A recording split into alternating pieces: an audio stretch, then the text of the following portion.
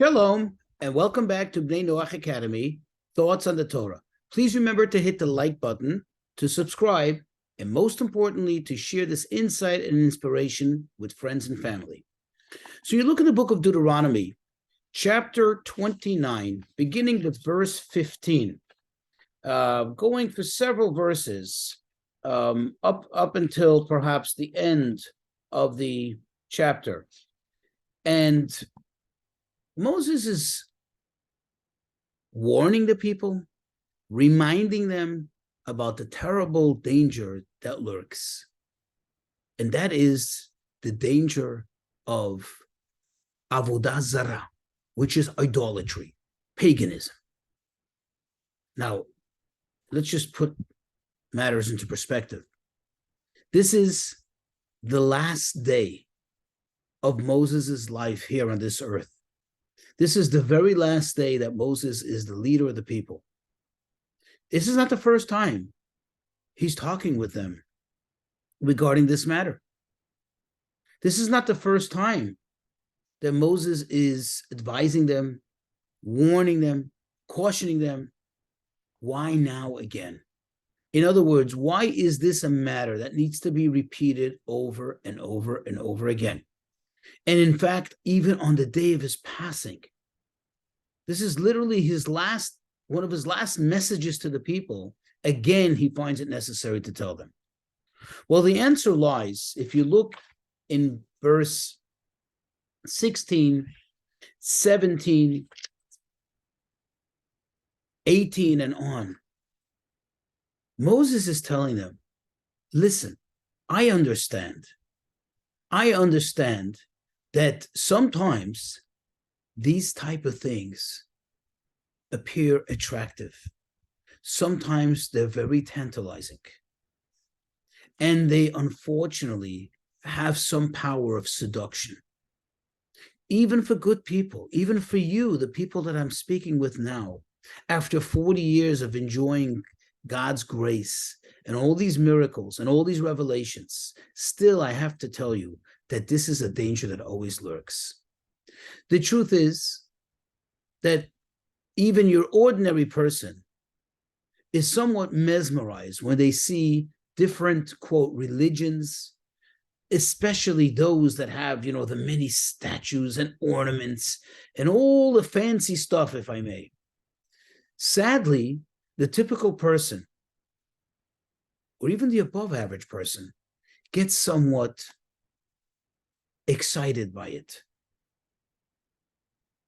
Certainly on a material, physical level, but even more, unfortunately, even on a spiritual level.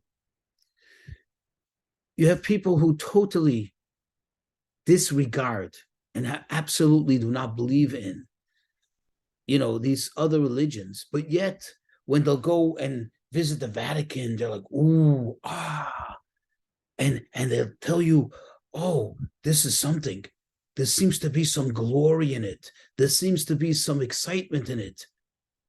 Some spiritual excitement even. Sadly, that is also the case when you, quote, inspect, visit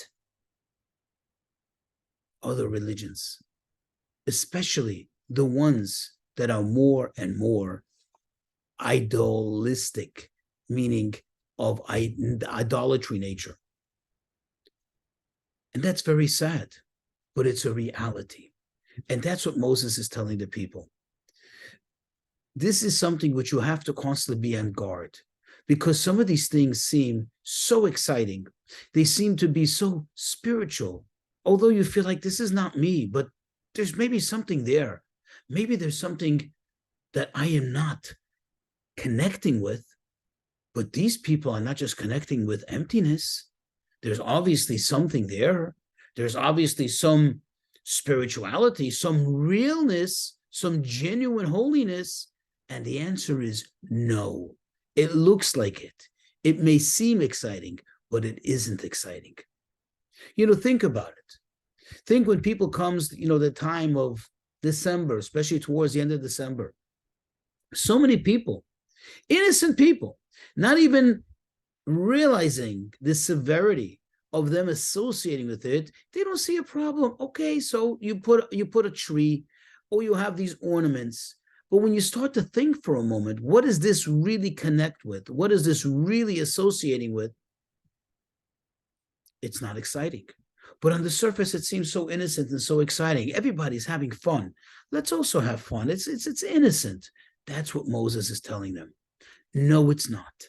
It's not innocent. I can see how you, Moses says, even you who have experienced so much godliness and so much true, genuine, real godliness, real spirituality, genuine holiness, how even you can become somewhat distracted, somewhat enticed by the paganism, by the idolatry that you may see around you. How much more so those of us who haven't seen that clearly with our eyes. We just hear about it. We just think about it. We just study about it. We have to be very, very careful not to get swept into it.